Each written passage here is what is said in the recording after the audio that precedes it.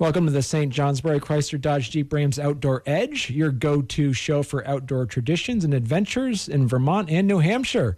I'm your host, Joshua Smith, and today we're talking spring turkey season coming up this May. Joining us is Timothy Corey, a seasoned hunter and member of the North Country Long Spurs, the local chapter of the National Wild Turkey Federation. We'll dive into calling tactics, scouting tips, gear prep, and what hunters in both Vermont and New Hampshire need to know to make the most of the season. Whether you're chasing your first gobbler or a seasoned woodsman, this episode has something for everyone. And that's not all. Gary Moore is back with his thoughts on the outdoors, talking regional wildlife activity and spring fishing reflections. Plus, Mark Breen from the Fairbanks Museum has your Outdoor Edge weekend forecast, so you'll know what to expect out in the woods. Stay tuned. This is going to be a great one.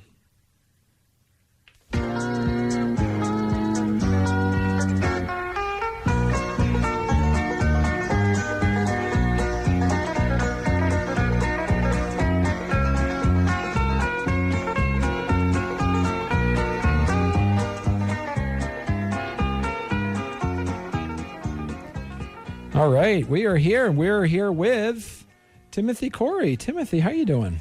Good, Josh. Thank you for having me. It's excited to be back in the studio with you. Yeah, and we're just commenting before on, and you look good with the mic and the headphones on. Yeah, but I'm looking to retire, so I'm not really looking for a job.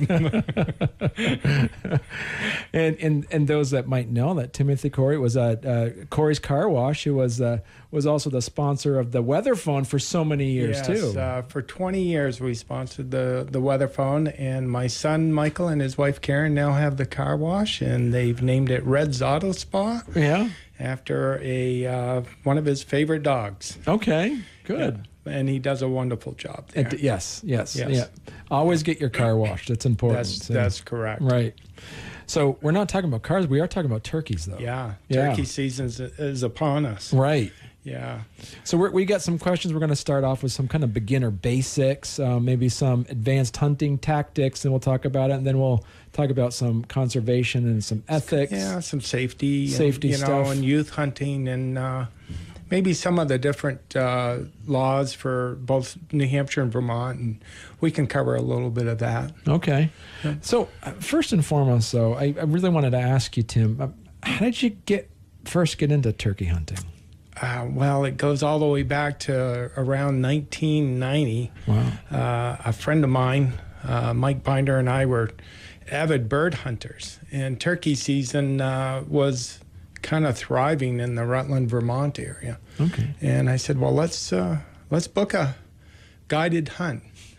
And so we'd get up at 1 a.m. and drive to Rutland. Didn't really know what we were doing, but the guide kind of led us around the woods. And my first experience with a tom turkey was he was laying 10 feet from me, and I couldn't see a beard, and I didn't know if it was a tom or a hen.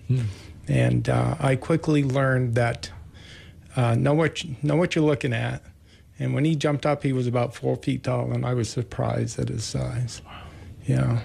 So what's the biggest difference between spring and fall turkey hunting? Well, in the spring, your tom turkeys are a lot more, they're vocal, they're gobbling, they're trying to attract a hen.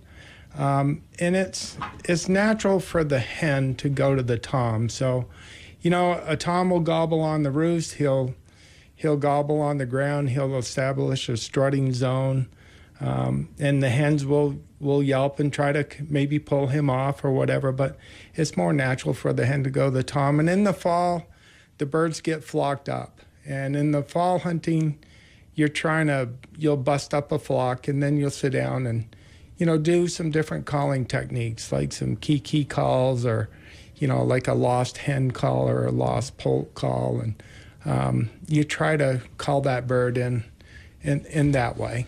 And some people hunt with dogs. It's legal to use a dog to bust up a flock in the fall. Okay. Yeah. So for someone brand new, what gear do they absolutely need to get started? So I guess, first of all, I would say, as in any sport that you go afield that you're carrying a firearm, you'd want some hunter orange. And hunter orange is really primarily for you to move about in the woods. You're definitely going to want some camo, a very good turkey hunting vest that has a good seat on it, because you may be seated in one spot for an hour, or better. A good pair of binoculars is always handy. A head net, a hat, gloves. And then the other thing I always like to wear is a pair of waterproof boots, like a pair of mucks or a pair of lacrosse boots. My other thing that I am really adamant about is using a bug repellent, like Deep Woods Off or Promethean. Spray your outer garments with that. The ticks are in this area. We all know they're really bad, and it's become even worse over the years with climate change. So in a first aid kit, a tick removal tool. I mean, we've all had ticks embedded in us. You want to be able to get them out of there as quick as you can. So those are just a few things. And then, so how early should someone start scouting before the May season opens? Well, turkeys are prone to move around. You'll see flocks of turkeys still together in some areas. In some areas, they've broken up.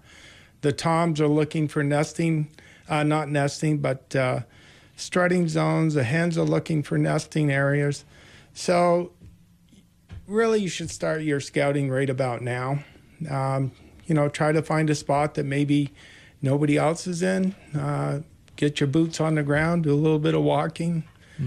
Find a good spot that you can hunt, maybe exclusively for yourself. Okay. Is there any good public lands in our region? Well, state forest land is great to hunt. There's a lot of state forest land here in New Hampshire, Vermont. National forest, some of that you can get in on. There's a lot of farmland here in Vermont and New Hampshire, and all it takes is a knock on the door and introduce yourself, a day or two in advance, and go and hand the farmer, a letter that says, I would like to hunt on your property and I would respect the land, and here's my name, my telephone number, the license plate number of the vehicle I'll be hunting out of. 99% of the time, you'll get permission to hunt that property and be a good steward of that land that you're going to hunt. Okay. We're going to take a quick break, and when we get back, so next coming up after the break, Gary Moore shares his thoughts on the return of spring fishing, the patience, the peace, and why a quiet morning on the water is one of the season's greatest gifts. And don't miss that on the Thoughts on the Outdoors coming up after this break. It's the St. Johnsbury Chrysler Dodge Jeep Rams Outdoor Edge on YKR Country. Spring means fishing season is here, and R&O Archery in Barrie has everything you need, from rods and reels to tackle and kayaks. We'll help you make the most of Vermont's rivers and lakes, whether you're fishing for trout, bass, or just a great day outdoors. Start your adventure at 70 Smith Street in Barrie or rlarchery.com. R&L Archery, your spring fishing headquarters.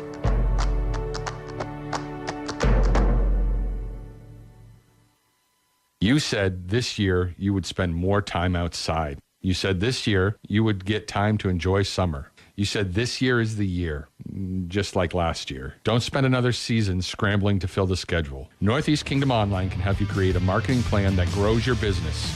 A complete plan with a certified marketing manager that will take care of the details so you can focus on bigger things. We offer complete websites, social media, and marketing services to business owners like you. Visit northeastkingdomonline.com today for a free consultation. Hello, welcome to Thoughts on the Outdoors. Although we're now in the middle of April, I thought I'd like to start out by talking about fishing. Days get warmer, the water warms up, and fishing gets a little better. As I've told you on the previous program, salmon season opened in New Hampshire on April 1st.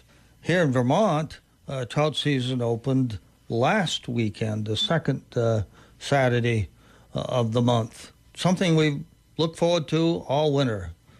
Even though the water is usually high and cold and the fishing pretty slow, we just have to get out and give it a try.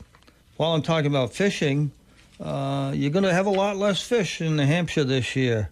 Unfortunately, their stocking program is having to be reduced because, as some of you may know, the New Hampton Fish Hatchery was closed. It's being rebuilt, so the production from that was lost, as well as the Powder Mill Hatchery. They had to reduce the production there because they had some problems with the EPA over water quality. However, the New Hampton Hatchery, when that is built, is going to increase the production dramatically from what it was, and the Powder Mill Hatchery will be back online when some of the things worked out. What that means, however, is that there'll be less fish to stock this year and perhaps next year, but that doesn't mean there's still not a lot of good fishing in New Hampshire. Also, while I'm talking about fishing, if you're an avid fisherman, you ought to give a consideration to passing that tradition on. Many of us learned to fish from our parents or grandparents. There are many young people today that don't have parents or grandparents available to help. So if you become a Let's Go Fishing instructor, and volunteer some time there, you can help pass on what's such a great sport that we seem to all enjoy. In Vermont, the department will be hosting a one-day training workshop for instructors on Saturday, April 26th. It's coming right up. It'll be at the Essex Junction office. By the way, there is no charge for the training, and all the curriculum materials are supplied. You don't have to be an expert at anything. You just got to have a love of fishing and willing to pass that on. The workshop will teach you how to teach a basic fishing clinic, as well as talk about the ethics, habitat conservation, and the regulations that govern fishing. It's pretty informal. If you have any time and an interest, I encourage you to get involved. Over in New Hampshire, across the river here, New Hampshire Fishing Games Let's Go Fishing program will be hosting 2 different fly fishing A to Z workshops this spring. The 2-day programs are designed primarily for the first-time fly anglers, and the instruction will cover the basics such as equipment, fly casting, stream ecology, knot tying, safety, and fish identification. On the second day, you'll actually go to a pond and catch some fish. You might give that a shot. The first one will be down at Gunstock Mountain Resort in Guilford on May 3rd and 4th, and the next one will be up at Coleman State Park in Stewartstown, June 6th and 7th. With that, I'll take a break. It's a St. Johnsbury Chrysler Dodge Jeep Rams Outdoor Edge on YKR Country. North Country Organics is a proud sponsor of the Outdoor Edge on WYKR. For over 40 years, families have trusted our signature blend ProGrow to make their green thumbs a little greener and to help pass down the joy of growing to the next generation. Because growing things is about more than green lawns, pretty flowers, and delicious vegetables. It's about tradition. Make us a part of your own story and look for us at your local hardware, feed, or garden store. Visit northcountryorganics.com to learn more. ProGrow. It's in the bright blue bag. So where's the big deal?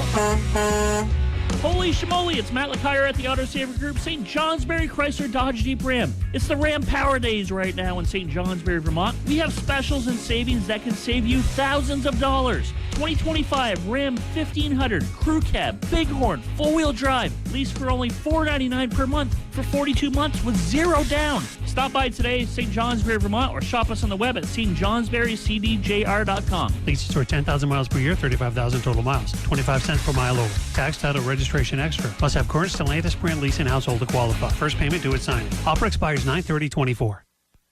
Welcome back to the St. Johnsbury Chrysler Dodge Jeep Rams Outdoor Edge, your go-to show for outdoor traditions and adventures in Vermont and New Hampshire. I'm your host, Joshua Smith, and today we're talking spring turkey season coming up this May. And joining us is Timothy Corey, who is a seasoned hunter and member of the North Country Long Spurs. Timothy. Yeah. How's it going? So we just heard that story. We just heard Gary talking about fishing, and Yeah. I'm like, let me get my waders on. Let me get the fly rod out here. Where are we going? So. The way Gary talks about it really makes you miss the water. Yeah, and that's a great sport to be in and to take a kid out fishing. I mean, just what a day. Right. What a day on the water. And so before the break, we were talking a little bit about turkey hunting, and we're kind of talking about some beginner basics and whatnot. And now I want to kind of jump into talking a little bit about some advanced hunting techniques for our seasoned turkey hunters. So I guess my first question to you is, how do you adjust your calling techniques based on turkey behavior? So sometimes, a tom turkey, he'll be hung up, or he may come in like he's on a rope. But you have to really look at the demeanor of the bird. You can kind of watch his body movement. If he's in a strut zone, is he going to come off of that? Does he think you're a hen that's calling to him and, he's going to come right in? Or does he think that he knows where you are and it's natural for the hen to go to him? Mm-hmm. And is he just going to wait for the hen to go to him? At that point, I usually just shut up and wait him out, because sooner or later, he's love struck, and he's going to want to come and see where that hen is. Right. And he doesn't have to be on top of you. I mean, a good 30-yard shot is what you're looking for. And then sometimes you may want to move your position. Mindful of the fact that if you get up and move, make sure the bird can't see you or hear you. When you do move, put your orange hat on, your orange vest on, and just maybe go around him. Go 180 degrees around him and see if you can get him to come that way. So what's your go-to call? Is it diaphragm, slate box? And because for our listeners out there, Tim showed up with some show and tell things. You got some. Yeah. So, for your listeners here, I mean, I have a box call that is made by Niles Osterley. It's from 8 Hooter Calls. This box call is what we call a friction call. It's got a body to it and a paddle on the top. And so you chalk it up, and when you move it over that's kind of like a hen call. That might be my go-to call if it's a real windy day and I'm trying to strike a bird up and get him to gobble, where a little more louder tone coming out of that, maybe a little sharper. I have another call here, which is a slate call. This is a Bart Jacobs one-hander. Bart Jacobs was a call maker down in Paulet, Vermont. It's got a slate wrapped in a leather pouch, and you set this on your knee, and then there's a corncob striker. So it's got a wooden peg and a corncob top. And so that's your slate call. Now, I may use that just for purring and things of that nature to try to figure out the demeanor. Sometimes they'll hit up on the slate call or they'll hit up on the box call. It depends on the bird, but my finishing call really is a mouth call. Okay. Because you're not moving your hands. You're just yelping with a mouth call, which is, for your listeners, it's a diaphragm call that you put in your mouth. It's got latex reeds in it. And when you put that in there, you move air across the top of the roof of your mouth, and you make turkey sounds with it. And if you're good enough at it,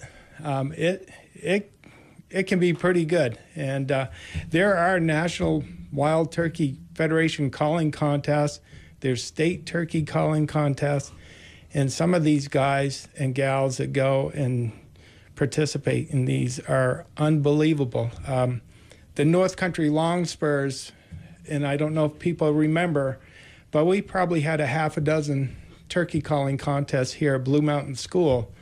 And Paul Quaglini, who was a well-known turkey hunter from down south, came and was the head judge. And then Joe Judd from Quaker Boys also helped us put those on.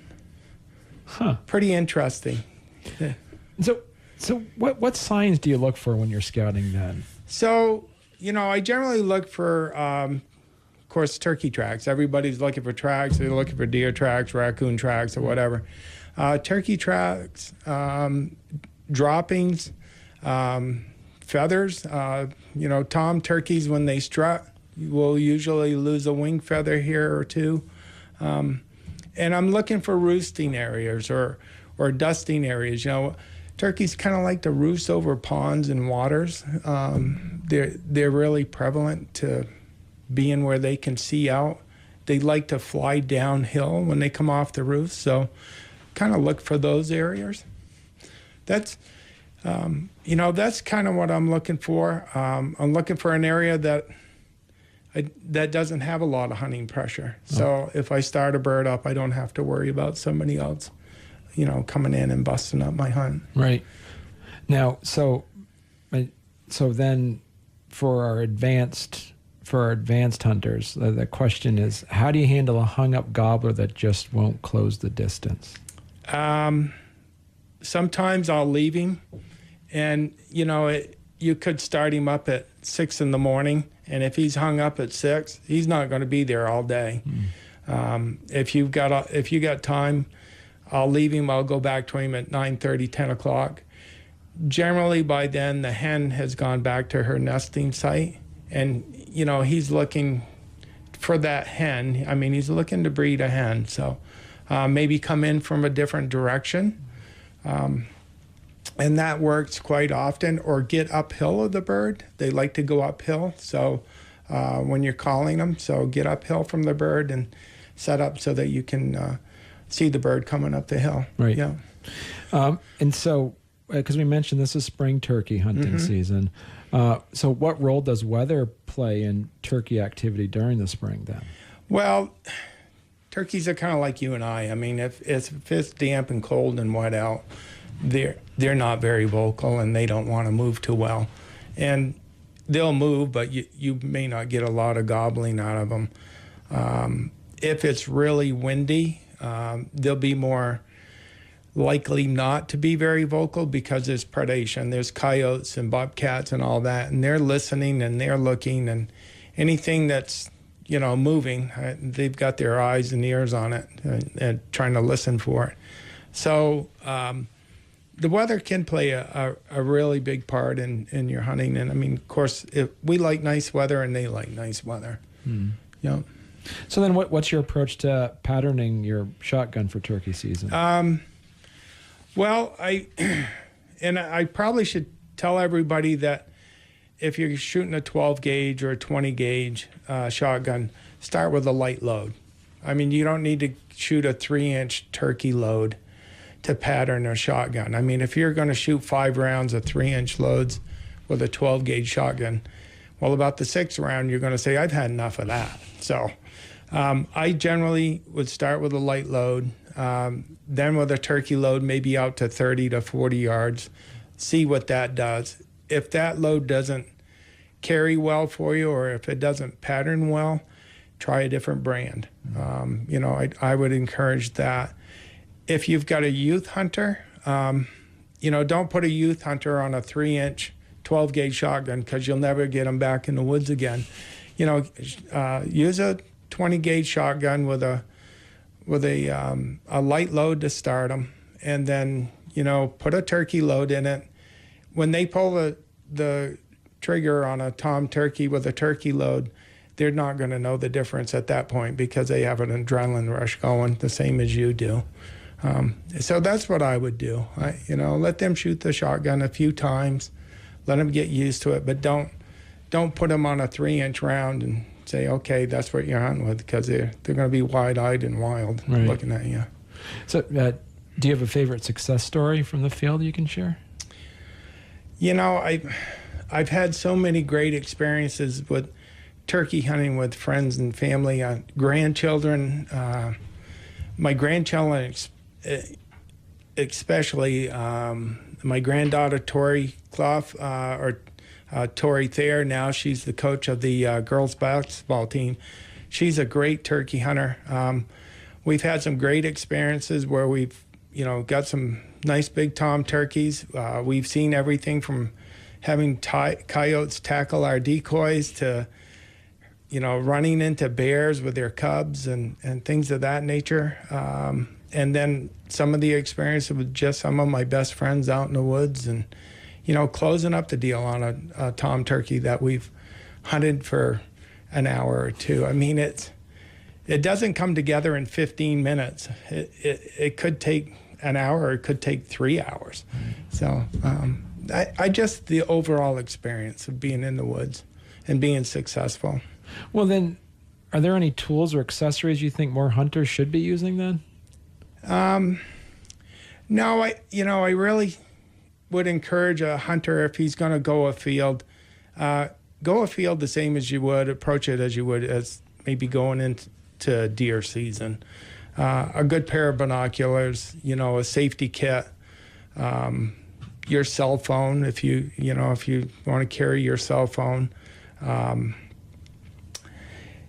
Things that you normally would carry afield, just in a sense, water, snacks, especially if you're a diabetic. You don't want to get in a situation where maybe your glucose is low, so you want to have some sugary snacks to go with you, things of that nature. Okay. Yeah. We're going to take another quick break, and then coming up next, we'll have another Gary Moore explores wildlife activity in early spring, from rising bear movement to turkey courtship behaviors.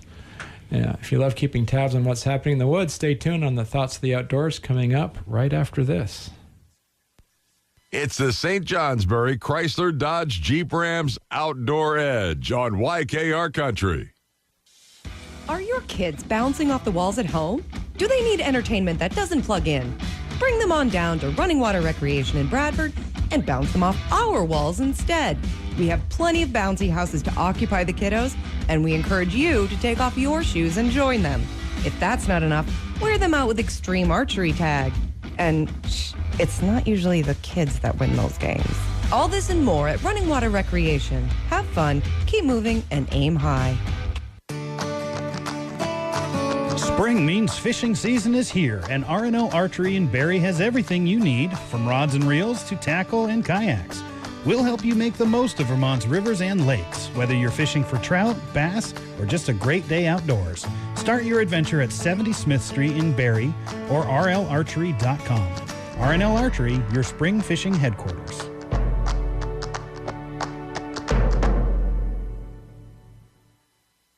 Haverhill Parks and Recreation presents Easter Egg Drop Saturday, April 19th. The Easter Bunny will be hopping to Railroad Park in Woodsville, 10 a.m. for under 5, 11 a.m. for over 5. Exchange the collected eggs for a trip to the prize table.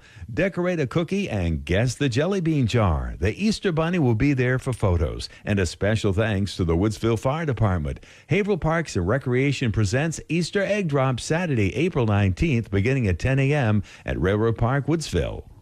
Spring is here, which means it's time for the New Hampshire Fish and Game Department's popular outdoor festival. Discover Wild New Hampshire Day is set for Saturday, April 19th. This free community event takes place from 10 a.m. to 3 p.m. on the grounds of the Fish and Game Department at 11 Hazen Drive in Concord. Rain or shine, admission is free. Only trained service dogs will be admitted. No pets allowed. Discover Wild New Hampshire Day, Saturday, April 19th.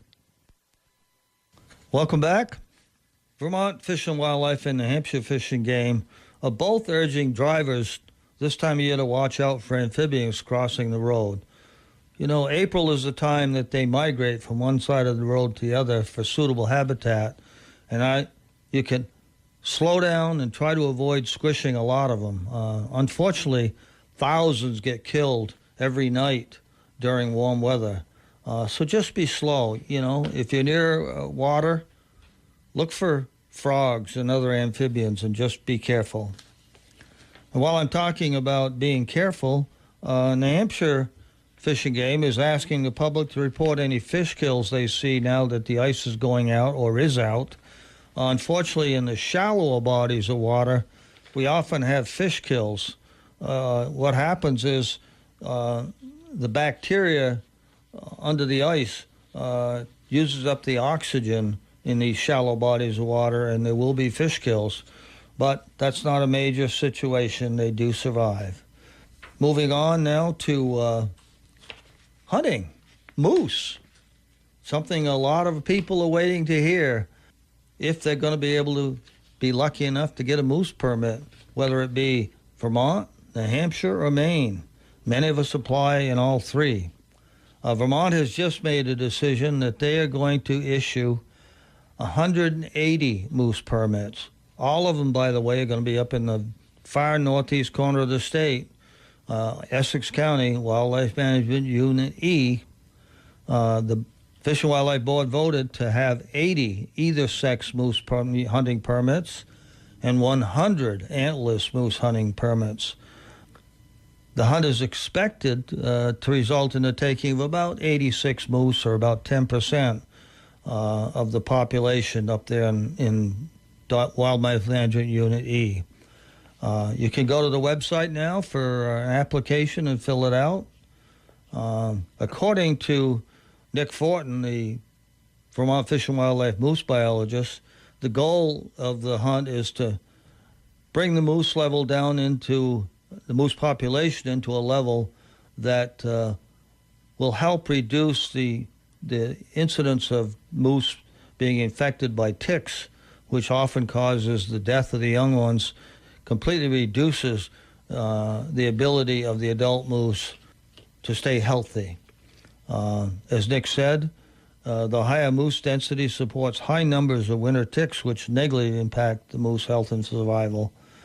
Hopefully, if they can get the moose population reduced in WME, they can then have a healthier moose herd where birth rates will begin to climb again and the survival of the young ones will be increased. Something we all feel strongly about. It wasn't that many years ago, remember, that we had moose everywhere after they made a comeback. Unfortunately, the winter tick has had a drastic impact on the moose population.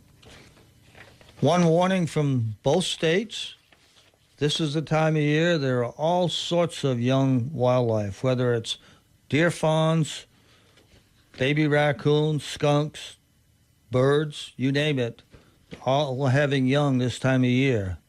Leave them alone. Just because they look abandoned, they probably aren't. In most cases, the mothers are close by, and they're certainly not going to come near while you're there. Do not pick them up. First of all, it's illegal to take wildlife home, but secondly, you're probably making it sure that that particular young critter will never be able to be released into the wild again. So, leave them alone. They will survive. Plus, one bit of warning: many young species, such as raccoons, foxes, skunks, they carry rabies, even in the young. So handling them could be detrimental to your health as well. Moving along, May 1st, turkey hunting. Both states, Vermont and New Hampshire, have a month-long turkey season in the spring. It begins May 1st. But before that, the youth turkey hunting season in both states is the weekend before, April 26th and 27th.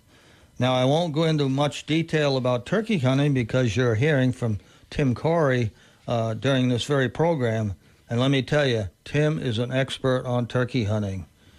He's an avid hunter, a turkey caller, and he is very successful. I'm sure he's going to be giving you a lot of tips that will help you if you're turkey hunting this year.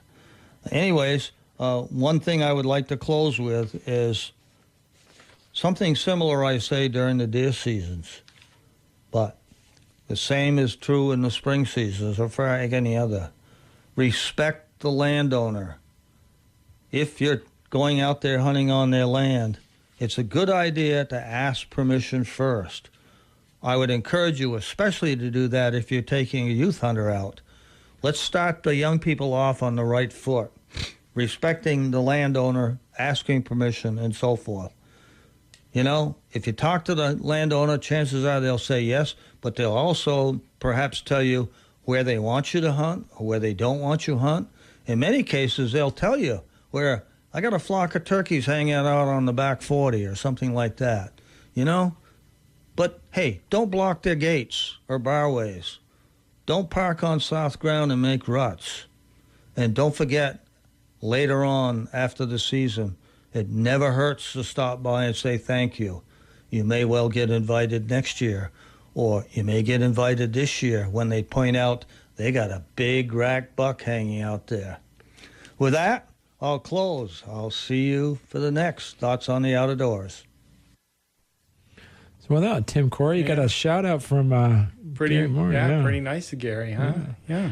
So he did mention something about that youth hunting weekend. Yeah, youth hunting weekend's coming right up. Both New Hampshire and Vermont, both states run together with each other.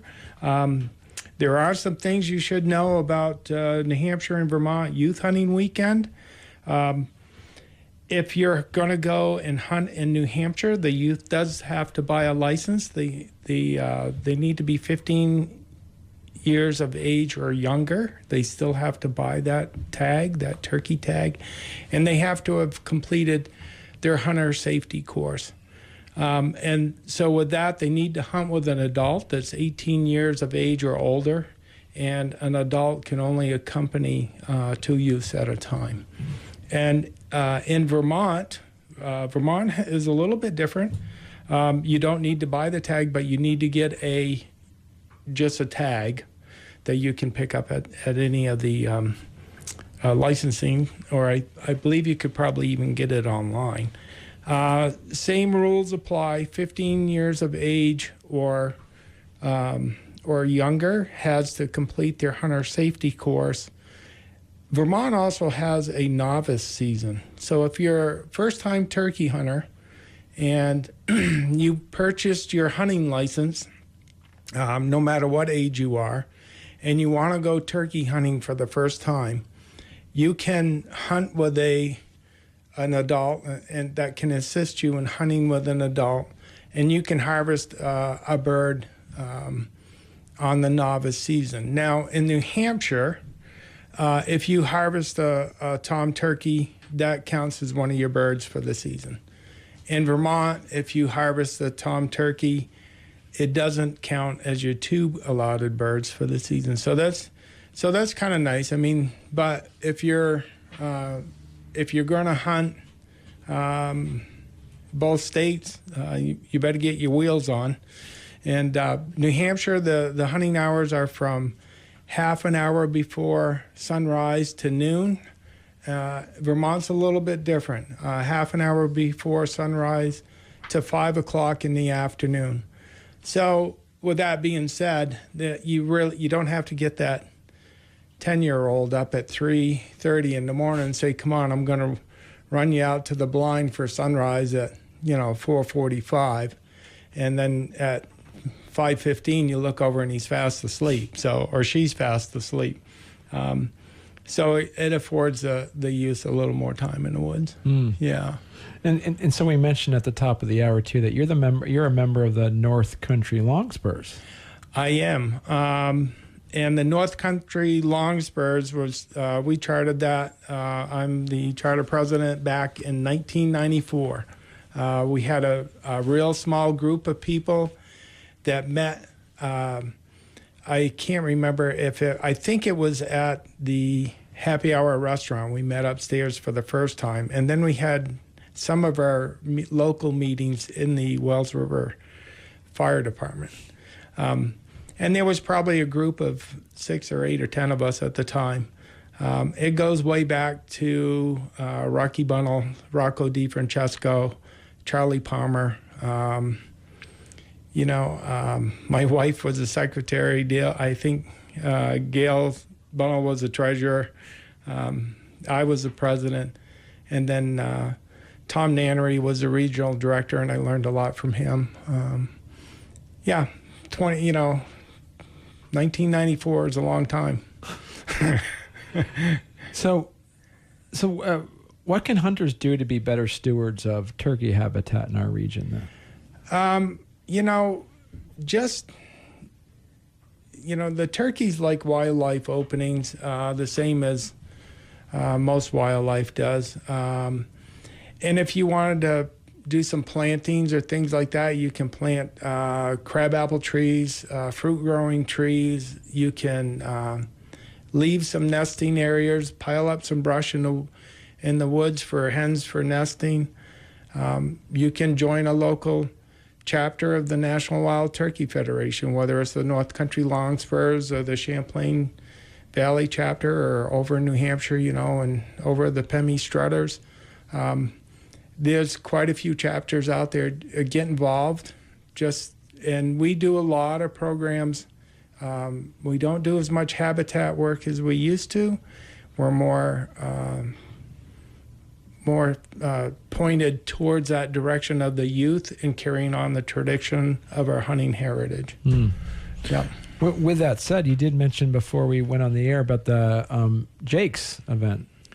Yes. So the Jake's event, I think we just had, I can't remember if it was our 21st or 22nd annual Jake's event. And that is held at the Bunnell Camp in Passumpsic, Vermont. Now, the Jake stands for Juniors Acquiring Knowledge, Ethics, and Sportsmanship.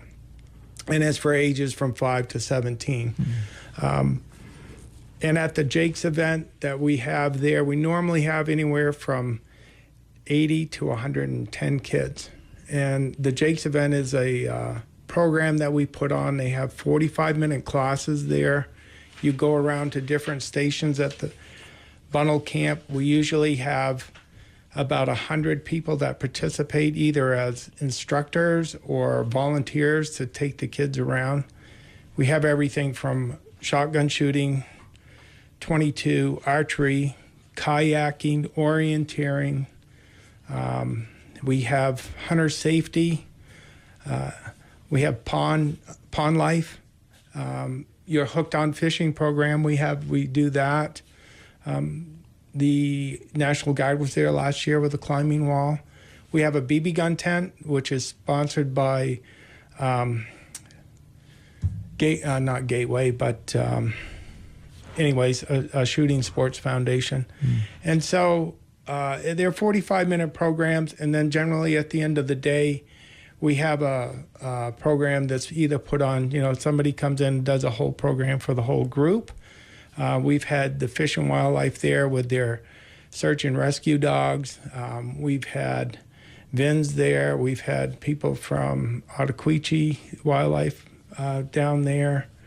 We've had the Trappers Association. So the kids get to go away with a lot to learn. I mean, one year we just had a bird dog. And I got to tell you, my grandchildren went home and the first thing they wanted to do was train their dog.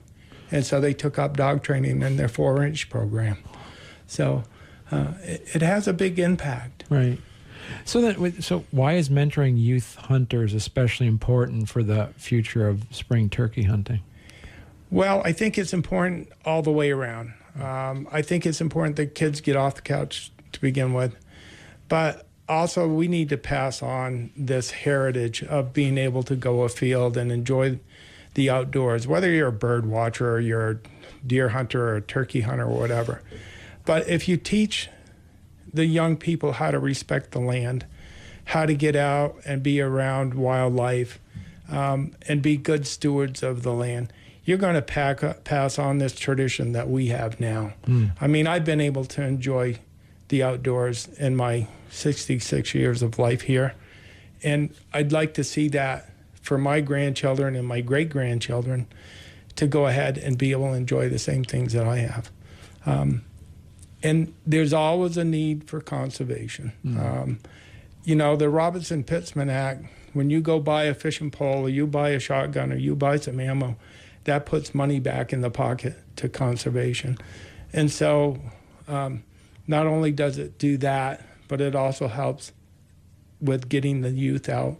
And that's what the North Country Long Spurs is really about with this Jake's event, getting the youth out there so that they can see what there is to enjoy in the outdoors and don't be afraid of it. Right. We teach them how to build a fire. I mean, we have a course on outdoor survival skills. If you're lost, well, here, you can build a fire with this, Right. You can make a shelter in the middle of the winter out in the snow if you had to, or You know, if you're lost in the woods, here, get your bearings with orienteering. We teach them how to use a map and a compass. And kids go away with some knowledge there. Right. You'd be surprised how smart they are. And so when we're talking about May is when spring turkey hunting season starts. Is there any other hunting season, or is just if you run into someone with a shotgun in the woods, chances are they're turkey hunting? Well, chances are they're turkey hunting. I mean, you can only hunt turkeys with a shotgun to start with. You can't hunt them with a shotgun or a bow or a crossbow in Vermont. But you can't hunt turkeys with a rifle. Chances are you'll run into a turkey hunter, and at some point you're going to. And some turkey hunters are really good about wearing orange, and some aren't.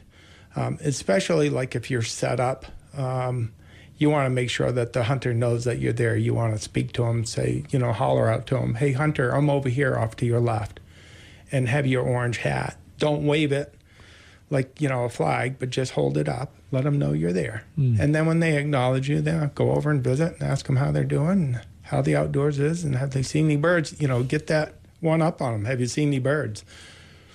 Yeah. So we're gonna take another quick break. Coming up next is Mark Breen's Outdoor Edge weekend forecast. So if you're planning to scout for turkey or wet a line this weekend, stay tuned. Mark Breen from the Fairbanks Museum has your Outdoor Edge weekend forecast with the latest on weather conditions from Vermont and New Hampshire's outdoor scene. That is coming up next. It's a St. Johnsbury Chrysler Dodge Jeep Rams Outdoor Edge on YKR Country. So where's the big deal? Holy schmoly, it's Matt LeCuyer at the Auto Saver Group, St. Johnsbury Chrysler Dodge Jeep Ram. It's the Ram Power Days right now in St. Johnsbury, Vermont. We have specials and savings that can save you thousands of dollars. 2025 Ram 1500 Crew Cab, Bighorn, four-wheel drive, leased for only $499 per month for 42 months with zero down. Stop by today, St. Johnsbury, Vermont, or shop us on the web at stjohnsburycdjr.com. Leases for 10,000 miles per year, 35,000 total miles. 25 cents per mile over. Tax, title, registration extra. Must have current Stellantis brand lease and household to qualify. First payment due at signing. Offer expires 9/30/24. Remember that beach chair you bought a few years back? Your website is kind of like that beach chair. You got it to relax and enjoy the good life, but right now, it's just hanging in the shed. At Northeast Kingdom Online, we turn that sun-faded, forgotten website into a business-growing, lead-generating machine. Need more customers? More sales? More people finding you instead of your competitor? We've got you.